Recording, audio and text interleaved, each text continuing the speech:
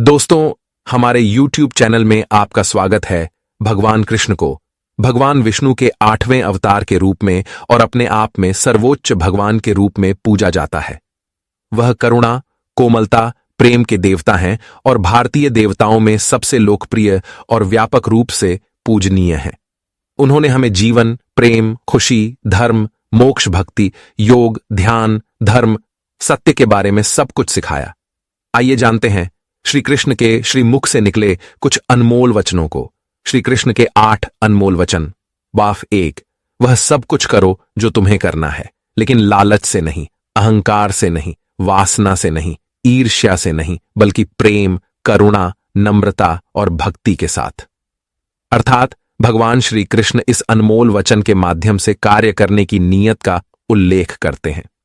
जब किसी भी कार्य करने में अगर लालच होगा, बेईमानी होगी, जलन होगी, तो वो काम न तो सही होगा और न ही उसके परिणाम फलदायी होंगे।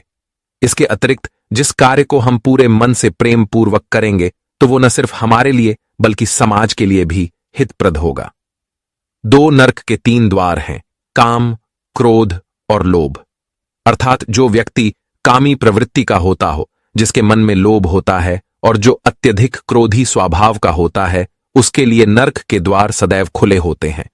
अर्थात ऐसे व्यक्ति को तो सिर्फ नरक में ही जगह मिलती है। दोस्तों, हमारे YouTube चैनल को लाइक और सब्सक्राइब जरूर करें। 3 मैं ही सृष्टि का आदि, मध्य और अंत हूं। अर्थात भगवान श्री कृष्ण ही इस सृष्टि के पालनहार है। वही इस संसार की शुरुआत थे, वही मध्य और वही अंत होंगे।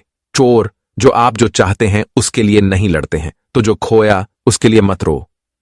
अर्थात मनुष्य सब कुछ चाहता है, पर सब कुछ उसे नहीं मिल सकता।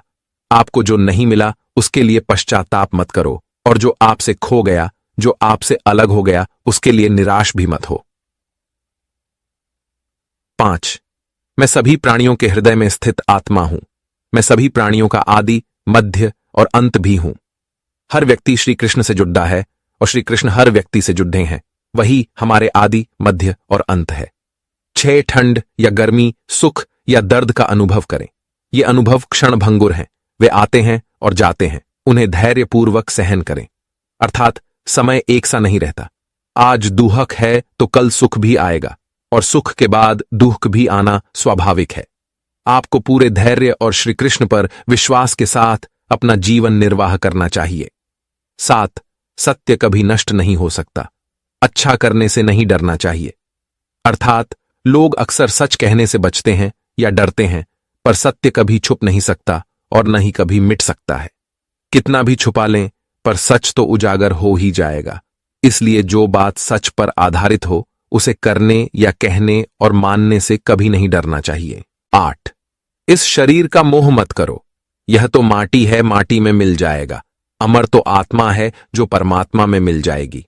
अर्थात लोग अपने शरीर को सुंदर बनाने में लगे रहते हैं, पर आत्मा की सुंदरता शरीर की सुंदरता से कहीं ज्यादा महत्वपूर्ण है। शरीर तो नश्वर है, मिट्टी ही तो है, तो मिट्टी में ही मिल जाता है, पर आत्मा अमर है। इसलिए आत्मा की सुंदरता पर ध्यान दो। आत्मा की सुंदरता अपने को श्री कृष्ण में लीन करने में मिलती है। दोस्तों, यह जानकारी अच्छी लगी हो तो हमें कमेंट का जरूर बताएं, ताकि हम आपको और नई नई जानकारियां दे सकें।